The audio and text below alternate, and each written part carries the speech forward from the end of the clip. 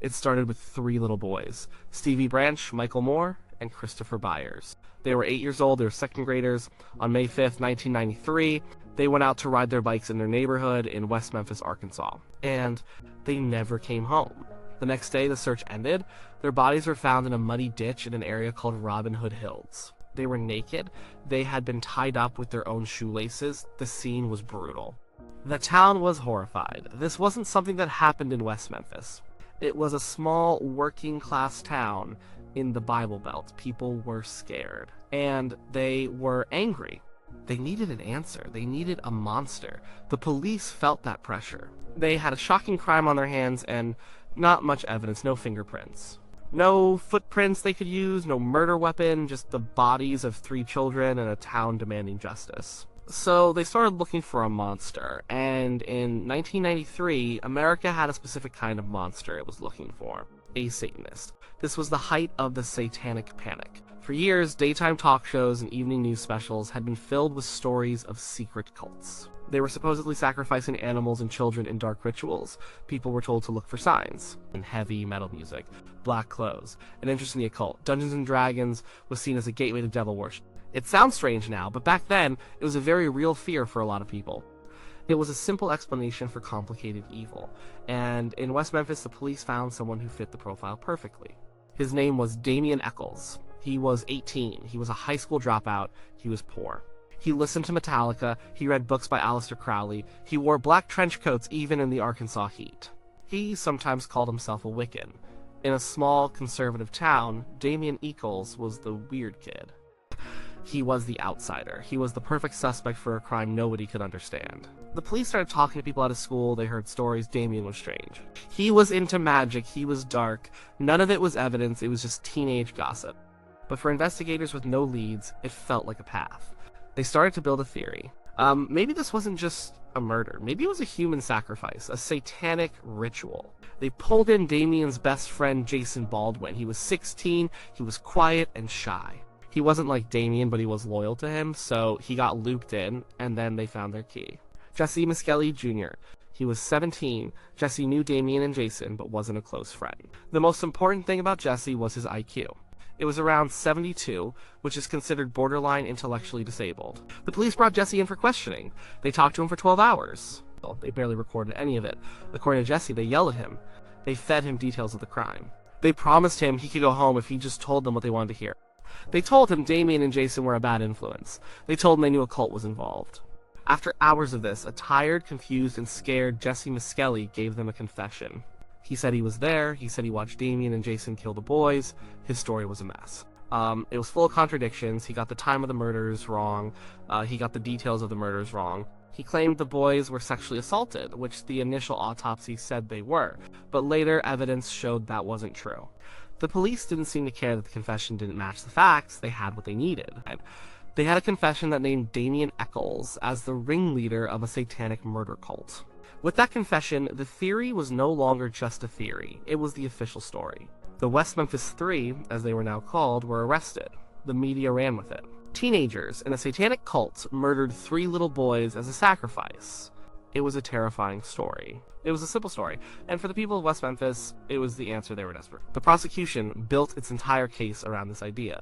They didn't have any physical evidence linking the 3 teenagers to the crime scene. No blood, no hair, no fibers, no DNA, nothing. Their case was made of 2 things: Jessie Misskelley's confession and Damien Echols' character. They brought in a supposed occult expert named Dale Griffiths. He went through Damien's belongings. He looked at the books Damien read. He listened to the music he liked. He told the jury that the way the boys were tied up was a sign of a ritual. He pointed out that the murders happened near a full moon and the pagan holiday of Beltane. He painted a picture of Damien as a powerful, evil cult leader who manipulated his followers into committing a horrible act. The defense tried to argue that this was nonsense. They pointed out that Damien was just a teenager exploring counterculture, not a high priest of a satanic cult. They showed that his interest was more in Wicca, a nature-based religion, than in devil worship.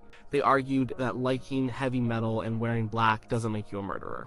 But in that courtroom, in that town, at that time, it was enough. They used Damien's own words against him. They read from his journals.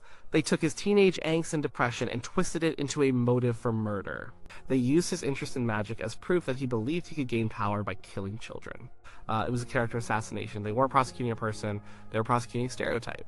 The trial for Damien Echols and Jason Baldwin was a spectacle. The one for Jessie Misskelley was separate. And Jessie recanted his confession almost immediately. He said the police had forced him to say it, but it was too late. A jury heard parts of it anyway. He was convicted.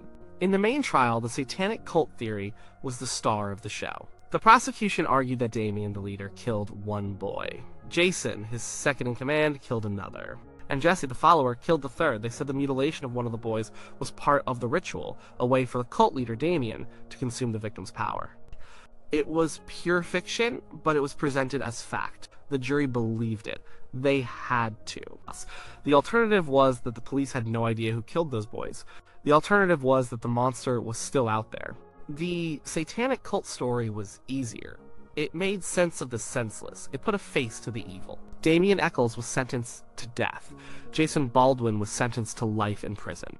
Jessie Misskelley was sentenced to life plus 40 years. The town of West Memphis breathed a sigh of relief. Justice had been served. The case was closed. The satanic cult was locked away. But the story wasn't over. Not even close. A couple of years later, HBO released a documentary. It was called Paradise Lost: The Child Murders at Robin Hood Hills. The filmmakers had been at the trial. They had access to the families, the police, and the accused. For the first time, a national audience saw the case from the inside.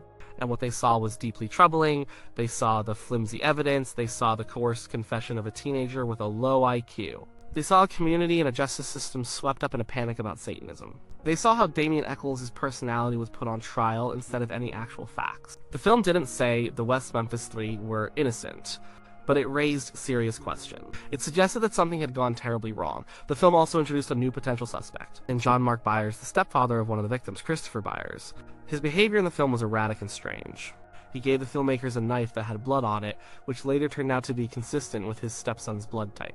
This didn't prove he was the killer, but it showed that the police had focused so intently on the satanic cult theory that they might have ignored other, more promising leads. Paradise Lost started a movement. People across the country and then the world started looking at the case. They started websites. They raised money for a new legal defense fund. Celebrities got involved. Eddie Vedder from Pearl Jam, Johnny Depp, the Dixie Chicks. They used their fame to draw attention to the injustice they saw. They believed the West Memphis Three were innocent, victims of a modern-day witch hunt. For years, the legal team fought for a new trial. They filed appeal after appeal. They hired experts to pick apart the prosecution's case. And the original theory, the satanic cult theory, started to crumble under the scrutiny. First, the confession. Experts in false confessions analyzed Jessie Misskelley's interrogation. They concluded it was a classic example of police coercion. A vulnerable person, under immense pressure, simply gave the police the story they wanted. The dozens of errors in his statement weren't signs of a liar, but of someone who wasn't actually there. Then, the occult evidence. The so-called experts who testified were exposed as frauds with no real credentials. Their claims about ritualistic signs were shown to be pure speculation. The connection to Beltane was a stretch. The mutilation, which was a key part of the ritual theory, was re-examined. New forensic experts suggested it wasn't done by a knife at all. They argued it was most likely the result of animal predation. Turtles and other animals in the water had likely caused the injuries after the boys were already dead. What the prosecution had called a satanic ritual was possibly just the sad work of nature. The foundation of the entire case was collapsing. The satanic cult theory was a house of cards built on fear and prejudice, not evidence. But the most powerful blow to the original theory was yet to come. It came from science. By the 2000s, DNA technology had advanced significantly. The defense team got a judge to approve new testing on the evidence from the crime scene. It was a huge moment. For the first time, real physical evidence could be analyzed. Everyone held their breath. If the DNA of Damien, Jason, or Jessie was found on the boys or their bindings, the case would be over. Their guilt would be confirmed. The results came back. There was no DNA from Damien Echols, none from Jason Baldwin, none from Jessie Misskelley, not a single trace of them at the crime scene. But the lab did find DNA. They found a human hair on one of the knots used to tie up a victim. It didn't match any of the West Memphis Three. It matched Terry Hobbs, the stepfather of Stevie Branch, another one of the victims. They also found another hair on a tree stump near the bodies. It matched a friend of Terry Hobbs, a man he had been with on the day the boys disappeared. This was a bombshell. It didn't prove Terry Hobbs was the killer, but it placed him, or at least his DNA, at the crime scene. It was the first piece of real physical evidence that pointed to a specific person. And that person was not one of the 3 men who had been in prison for over a decade. The state of Arkansas fought back hard. They didn't want to admit they had made a mistake. They argued the DNA evidence wasn't conclusive. They blocked requests for a new trial. But the pressure was immense. The world was watching. Damien Echols was still on death row. His execution date was getting closer. Finally, in 2011, a deal was reached. It was a strange and controversial legal agreement called an Alford plea. An Alford plea allows a defendant to maintain their innocence, but admit that the prosecution has enough evidence to convict them. It's a guilty plea without an admission of guilt. Damien, Jason, and Jessie agreed to the deal. It was a painful choice. To be free, they had to plead guilty to murders they insisted they did not commit. But it was the only way to get Damien Echols off death row. It was the only way for all of them to walk out of prison. So, in August 2011, after more than 18 years behind bars, the West Memphis Three were released. They walked out of the courthouse as convicted child murderers in the eyes of the law, but as free men. So, was a satanic cult responsible for the West Memphis Three murders? The answer, based on everything we know now, is no. There was never any evidence of a cult. There was no ritual, there was no sacrifice. The entire theory was a fiction, a story created by police under pressure and believed by a community gripped by fear. It was a story that fit the anxieties of the time, the fear of the outsider, the fear of the younger generation, the fear of things people didn't understand. The satanic cult theory was the product of a moral panic. It preyed on the stereotype of the troubled teen who listens to loud music and dresses in black. It turned Damien Echols' teenage identity into a motive for an unspeakable crime. The police, the prosecutors, and the jury didn't see 3 young men. They saw the monsters they had been warned about on TV. They saw Satanists. The real tragedy of the West Memphis Three case is twofold. First, 3 men lost 18 years of their lives, with one of them living under the constant threat of execution for a crime they did not commit.